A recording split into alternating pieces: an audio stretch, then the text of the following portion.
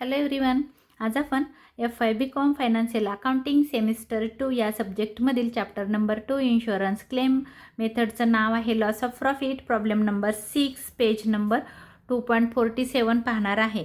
सर्वात प्रथम आपण क्वेश्चन रीड करून घेऊया. Akash traders Ahmednagar are insured under a loss of profit policy for ₹1,26,000. म्हणजे पॉलिसीची अमाऊंट आहे, आपण विमा पॉलिसी कितीची घेतलेली आहे, 1,26,000.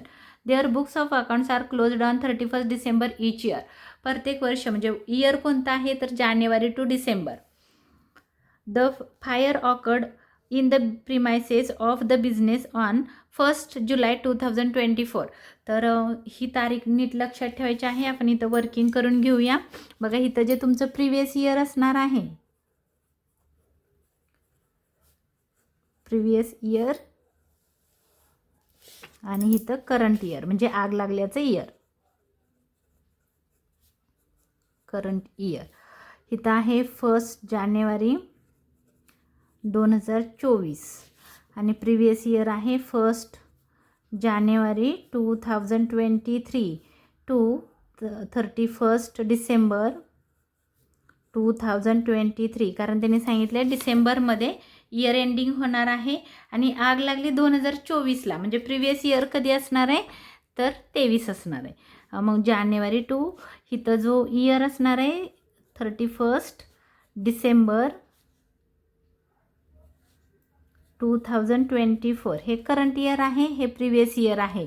आणि जो डिसलोकेशनचा पिरियड वगैरे आपल्याला काढायचा असेल तर तो आपण कसा काढणार आहोत बघूया. जो इथं पुढं जी इन्फॉर्मेशन दिली त्याच्यावरून काढू, करस्पॉन्डिंग पिरियड आणि dislocation period. The record save disclose the following information. Record त्यांनी काय केलेले आहेत, आगीपासून वाचवलेले आहेत. Turn over during the year ended 13 जून 2024. तर आता बघा इथं नीट सेल्स रीड करायचे आहेत की आग लागली 7 म्हणजे जूनमध्ये जानेवारी, फेब्रुवारी, मार्च, एप्रिल, मे, जून, जुलैच्या 1 तारखेला आग लागली आणि त्याच्या अगोदरचे हे सेल्स आहेत 2024चे. तर 2024 बघा हे इयर आहे, म्हणजे ह्या इयरला 2024ला म्हणजे हे करंट इयरचे सेल्स आहेत 14,40,000. आग लागल्याच्या इयरचे सेल्स 14,14,000 हे सेल्स आहेत, हे 2024चे. आणि इथं दिले टर्न ओव्हर म्हणजे sales, turnover during the year ended 31 December 2023 म्हणजे हे प्रिव्हियस इयरचे सेल्स आहेत 12 लाख, 12 लाख.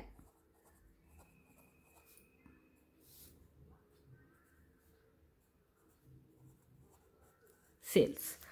त्याच्यानंतर दिलेला आहे टर्न ओव्हर फ्रॉम 1 जुलै 2024. ही तारीख महत्त्वाची आहे, 1/7/2024 ते टू 13 सप्टेंबर 2024.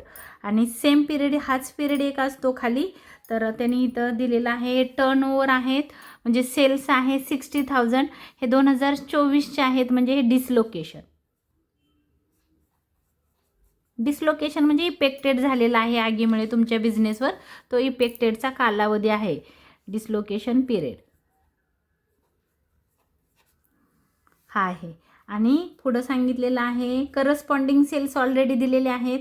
तर हे करस्पॉन्डिंग सेल्स म्हणजे डिसलोकेशनचे सेल्स आहे 60,000.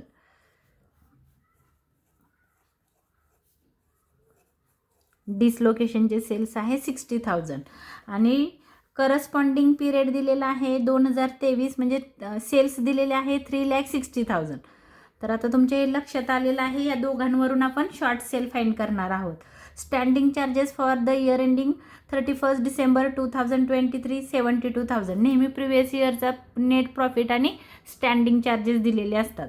तर स्टँडिंग चार्जेस म्हणजे की आग लागली तरी ते खर्च थांबत नाहीत, खर्च चालूच असतात. फॉर एक्झाम्पल कर्मचाऱ्यांची सॅलरी असेल, डेप्रिशिएशन असेल, ऑडिट फी असेल, डेप्रिशिएशन असेल, इलेक्ट्रिसिटी चार्जेस असतील, कॅश रेंट असेल, इंटरेस्ट असेल, असे खर्च चालूच असतात. जरी आग लागली तरी ते खर्च थांबत नाहीत, त्याला आपण स्टँडिंग चार्जेस म्हणतो. ते प्रिव्हियस इयरचे दिलेले आहेत. नेट प्रॉफिट पण नेहमी प्रिव्हियस इयरचा असतो, तो पण इथं दिलेला आहे. जर तुम्हाला प्रिव्हियस इयर समजून घ्यायचं असेल तर तुम्ही नेट प्रॉफिट आणि स्टँडिंग चार्जेसवरून पण तुम्हाला समजू शकतं. It has been ascertained that the business has continuously shown an increase of 25% in turnover in the month preceding the fire over corresponding period of the previous year. म्हणजे जो corresponding period आहे तर त्याच्यामध्ये जे तुम्ही करस्पॉन्डिंग पिरियडला काय करायचं आहे 25% सेल्स इन्क्रीज करायचे आहेत. तसंच तुम्हाला 2024चे हे जे सेल्स आहेत तर इथं तुम्हाला काय करायचं आहे इन्क्रीज करायचं आहे 25%नी इन्क्रीज करायचं आहे. आणि दुसरं कुठे इन्क्रीज करायचं आहे जे करस्पॉन्डिंग सेल्स आहेत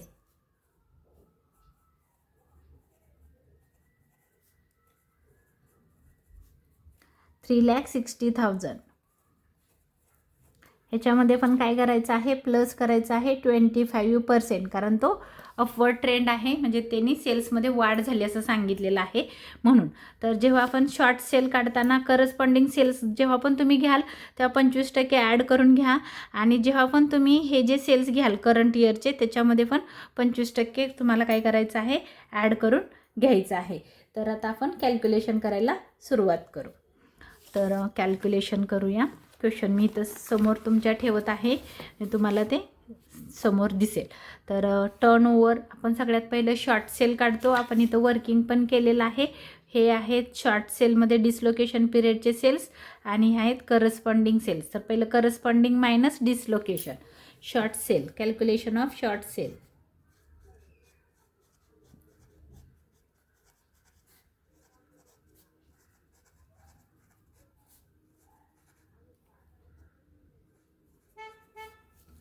तर त्याचं कॅल्क्युलेशन कसं करायचं आहे ते आपण इथं पाहूया. पहिलं आहे करस्पॉन्डिंग सेल्स.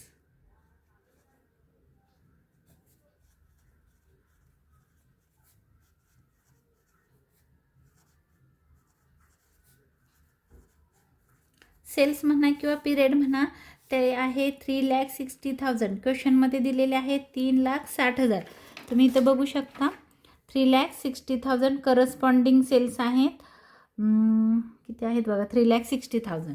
ॲड करायचं आहे आपल्याला 25% इन्क्रीज.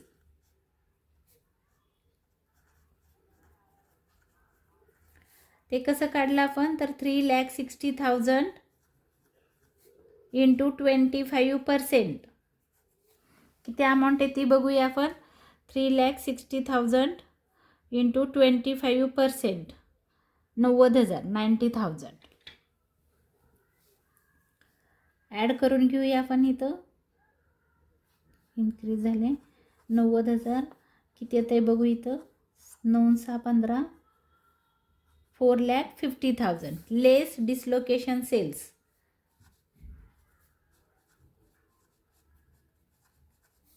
पिरियड म्हणा सेल्स म्हणा दोन्ही पण एकच आहे. तुम्हाला डेट टाकायची असेल तर तुम्ही टाकू शकता 1/7 ते 30/9.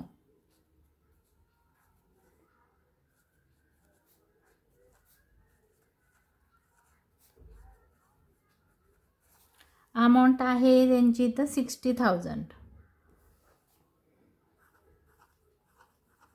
60,000 गेले मला वाटतं 3,90,000 येते.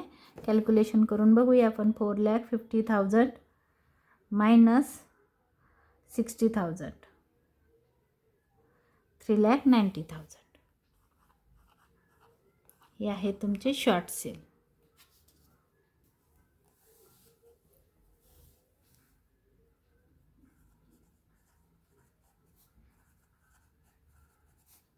Short cells.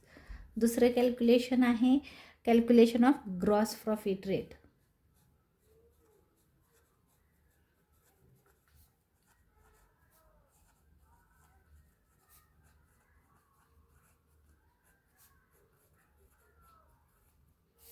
आपण तो कॅल्क्युलेशन कसा करतो तर net profit plus standing charges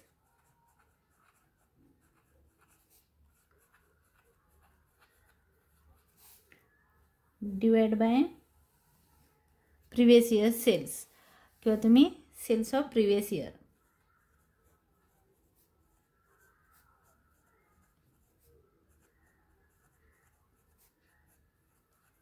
into 100. कारण जेव्हा पण आपण पर्सेंटेज फाइंड करतो, रेट फाइंड करतो, तर इंटू 100च घेतो, म्हणून हा फॉर्म्युला आहे. इथं नेट प्रॉफिट दिलेला आहे बघा, net profit 48,000 plus standing charges बघा किती दिलेले आहेत, 72,000 डिवाइड बाय, आपण इथं वर्किंग आत्ता केलेलं आहे बघा क्वेश्चनमध्ये, तर हे प्रिवियस इयरचे सेल्स आहे 12 लाख. तर इथं लिहूया आपण 12 लाख इंटू 100. तर ह्याचं ॲड करून घेऊया. 48,000 प्लस 72,000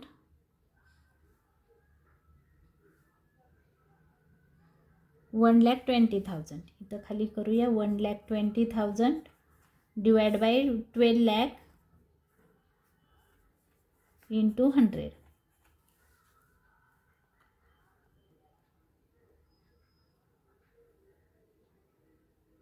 टेन पर्सेंट आला तुमचा ग्रॉस प्रॉफिट रेट. आता आपल्याला काय काढायचं आहे, loss of profit on cells.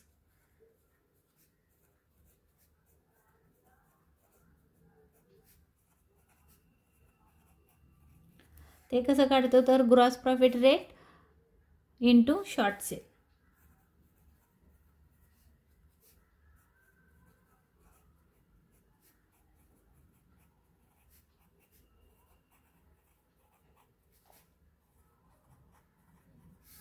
Gross profit आहे 10% इंटू 3,90,000.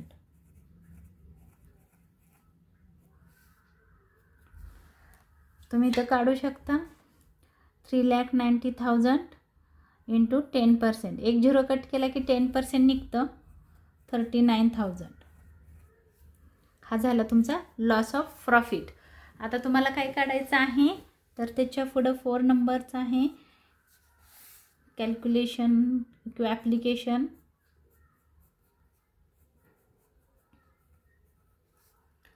आपण याला म्हणतो application on average clause. Application, एक मिनिट, काय नाव देतो आपण, ॲप्लिकेशन ऑफ ॲव्हरेज क्लॉज, बरोबर आहे. ॲप्लिकेशन ऑफ ॲव्हरेज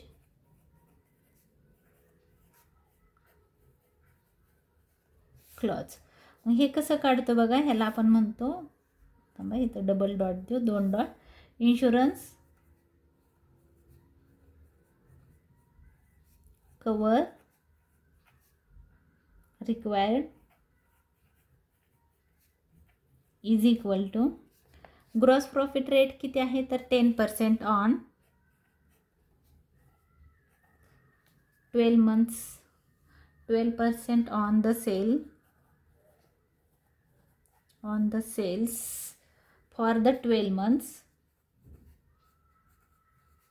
12 महिन्याचे, 12 months खूप महत्त्वाचं आहे. Months ending on the date of fire, date of fire. आता ह्याच्यामध्ये आपल्याला काय करायचं आहे, प्लस त्यांनी सांगितलेलं आहे क्वेश्चनमध्ये की 25% काय झालेलं आहे, इन्क्रीज झालेला आहे, म्हणून मी इथं लिहिलं प्लस 25% इन्क्रीज, 25% इन्क्रीज.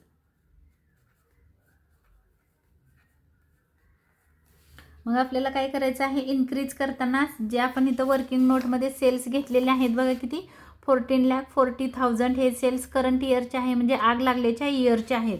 आपण इथं लिहिले बघा डेट ऑफ फायर, तर त्याच्यावर 25% आपल्याला वाढवून घ्यायचे आहेत, म्हणजे 14,40,000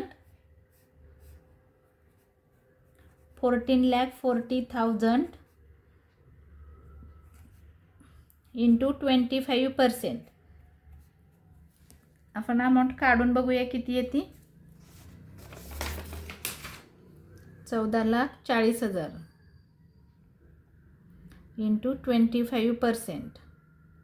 अमाऊंट आली 3,60,000 वाढवायचे आहेत, इन्क्रीज झाले 3,60,000.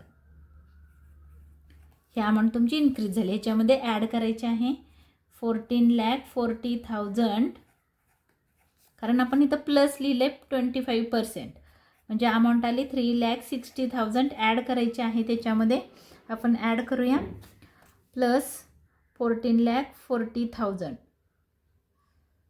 18 lakh.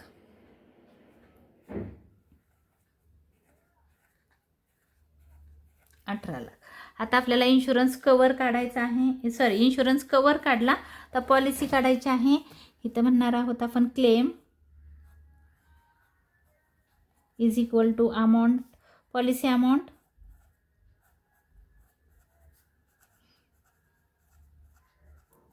Divide by insurance cover required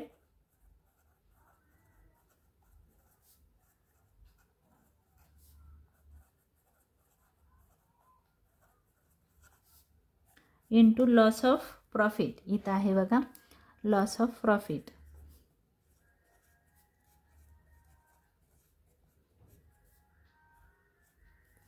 पॉलिसीची अमाऊंट आपल्याला क्वेश्चनमध्ये इथं दिलेली आहे बघा. पॉलिसीची अमाऊंट आहे 1,26,000. 1,26,000. आता आपण इथं इन्शुरन्स रिक्वायर्ड काढलेला आहे बघा. किती आहे कवर, तर 18 लाख, 18 लाख.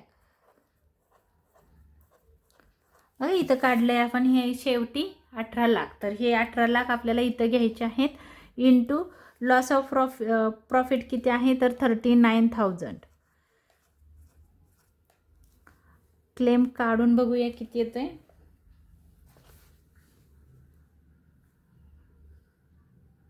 थांबा, इथं 18 लाख येते का नेट बघू द्या. 14,40,000 प्लस 36,000 करून बघते किती येते.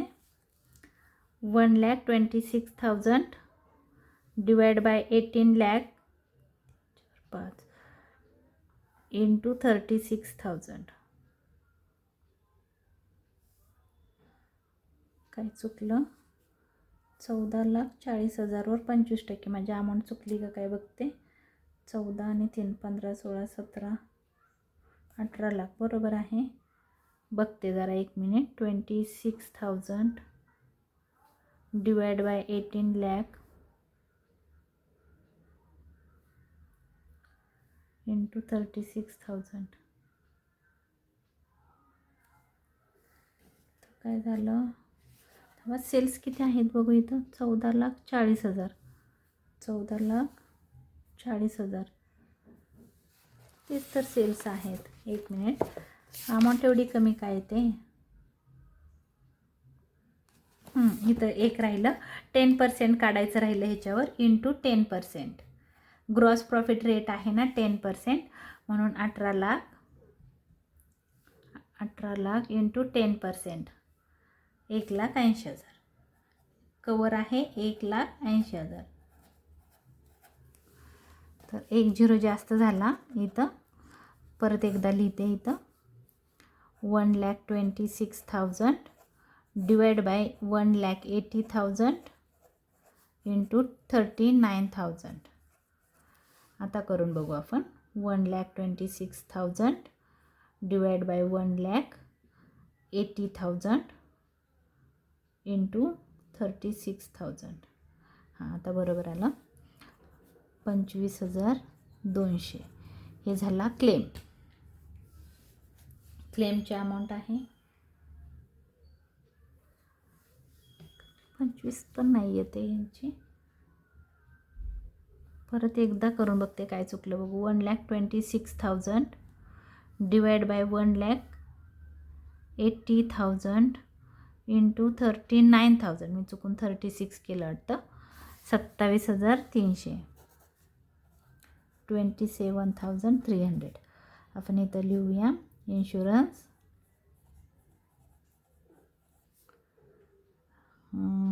Claim will be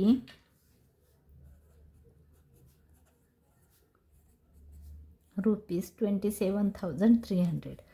Therefore, amount of claim is rupees 27,300. हा क्वेश्चन इथं थोडंसं माझ्याकडून इथं चुकलेलं आहे, बट आहे बरोबर. हा जर माझा व्हिडिओ तुम्हाला आवडला असेल तर लाईक करा, शेअर करा, सबस्क्राईब करायला विसरू नका. धन्यवाद.